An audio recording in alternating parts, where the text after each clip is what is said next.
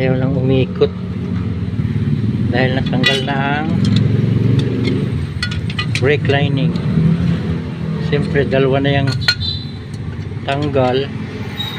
Ayan o, mag-iikot, tutukod yan.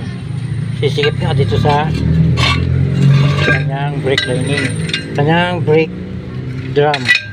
Ayan o, kaya ang dapat pwesto lang yan ay isang brake lining lang yan. Ganyan lang dapat. Ay kaso natanggal na, kaya nagdoble ang lining. Ayan o, hindi na talaga niikot. Kahit di napakan ang preno, tutukod na yan.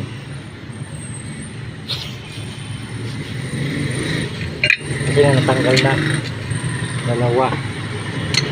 Kaya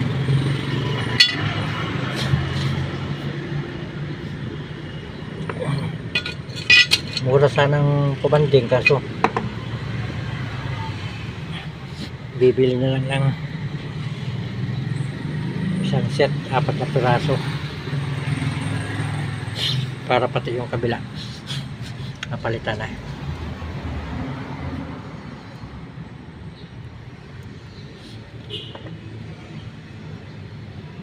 Tinalian ko to kasi baka biglang mapakan yung preno, lumawa yan, nadagdagan pa tayo ng trabaho. Siyempre magbe-breed pa tayo ng kanya, ng fluid. Kaya tinalian ko protection para kahit mapakan ng accidentally yung brake pedal, hindi yan lumuwa. Kasi luluwa yan pag napakan dun. Yung kanyang handbrake.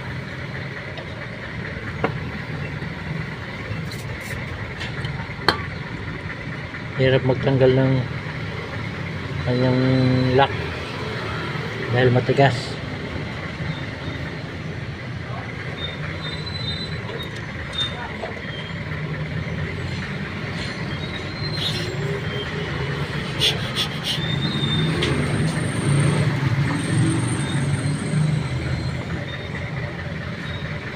Ito yung kanyang adjuster.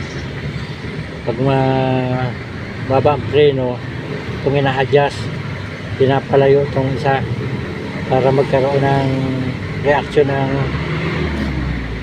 ang brake shoe na tumikit sa brake drum.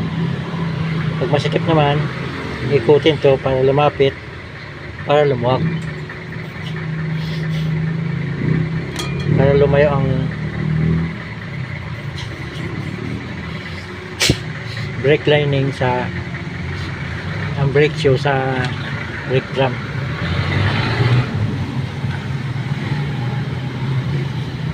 Kain lang natin yung